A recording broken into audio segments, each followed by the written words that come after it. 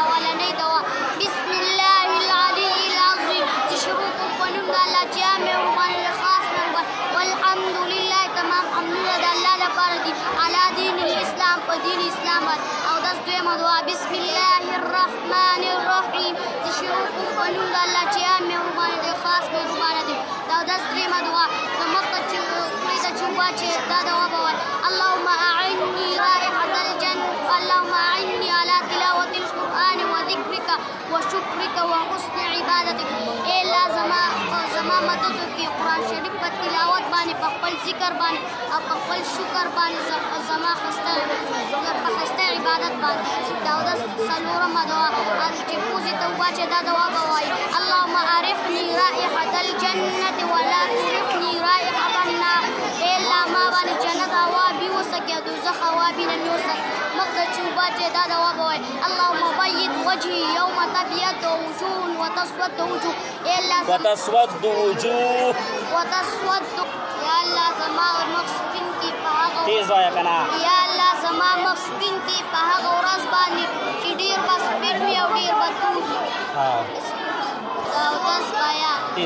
اول مخ ته ولودو پنځل دویم لاسونه څنګه پنځل دریم سر سره مې سمسه کول څلورم خپې د ګیټو پنځل د مونځ دپاره او دا شرط دی د مونځ دپاره او دا شرط دی چې بغیر او دا مونځ کوي ډېره سخته ګناه ده بعضې علمان وایي څوک چې بیا داسې مونځ کوي هغه کافر دی او رسول الله سلام فرمایي مفتاح الصلاة الطهور پاکي د مونځ کنجي ده او شرط دی او داس طریقه اوچت ځای باندې کېناستل قبلې طرف ته مخ کول ټوټه په داسې ځای باندې اخیستل چې مخ ته وباچې هغه اوبه بېرته لوټې ته نه پرېوځي اول نیت کول دویم بسم الله ویل درېیم لاسونه څنګه غړوندونو پرځل څلورم خولې ته درې پیره واچول پنځم مسواک ویل شپږم پوزې ته درې پیره واچول لس لاسو ته پکول بې سون کول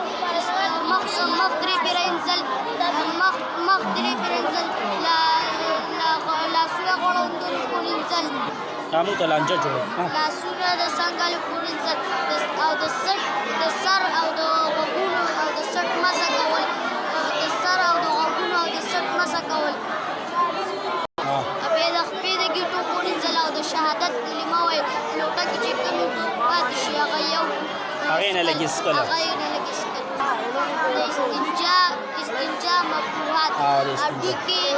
استنجا به په کوم شیزونو باندې نه کې او کوم ځای کې به نه کې وایه استنجا کې مکروهات او استنجا کې مکروهات هډوکي په پیکا په خوراک چیز باندې ګولیا کپړه باندې کاغذ باندې استنجا کول یعنې په دې به استنجا نه وچی ښه بغیر د ضرورت په خلاف باندې استنجا کول مکروه دي استنجا کې قبلې ته مخ کول استنجا کې خبرې کول استنجا کې چې ولاړه مې تیزې کول دا مکروه دي دا استنجا کې په ولاړه مې تیزې استنجا کې خبرې کول استنجا کې په ولاړه مې تیزې کول دا مکروه دي تعالی بیانې یا کوې په هغې خوا د هغې کې دننه ډکې مې تیزې کول تشې مې تیزې کول مکروه دي مسجد د دیوالونو خوا ته قبرستان کې دننه قبرستان خوا ته ډکې مې تیزې کول تشې مې تیزې کول مکروه دي تشې ډکې مې تیزې کول او تشې مې تیزې کول مکروه دي سوري کې تشې مې تیزې کول مکروه دي د غسل په ځای کې ډکې مې تیزې کول تشې مې تیزې کول مکروه دي هوا طرف ته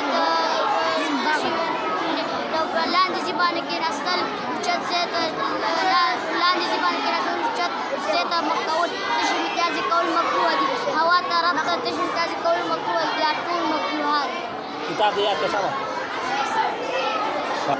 اودس کې څلور فرض دي اول مخ د خپلو حدودو پرېږدل فرض دي دویم لاسونه څنګلې پرېږدل فرض دي درېیم سر څلورم سمسه کول فرض څلورم د خپې د ګیټو پرېږدل فرض نماز فرضیت د مونځ فرض کېدل د څلور ځایونو ثابت دي اول د مونځ فرض کېدل د قرآن شریف نه ثابت دي دویم د مونځ فرض کېدل د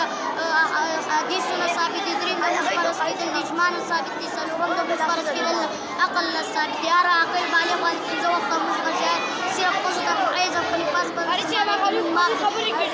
څو پورې چې کس مونږ چا لیکلی نه وي هغه دې قید کړی شي او بعض علمان وایي هغه دې دومره ووالی شي چې د هغه د بدن نه وینه لاړ شي څوک پورې چې کس مونږ چا لیکلی څوک چې د مونځ فرض کېدو نه انکار وکړي هغه کافر څوک سستۍ سره مونځ پرېږدي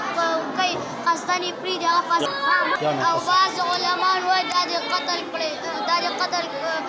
شي امام شافعي دا دې دومره ووالی شي چې د ده د بدن نه وینه د بدن نه وینه لاړ شي امام شافعي امام مالک او امام احمد رحمت الله علیه دا دې قتل کړی شي ماشوم چې د 7 کالو شي مونځ حکم به ورته کوي چې د 10 کالو شي بیا به په مونځ نه کولو باندې وهي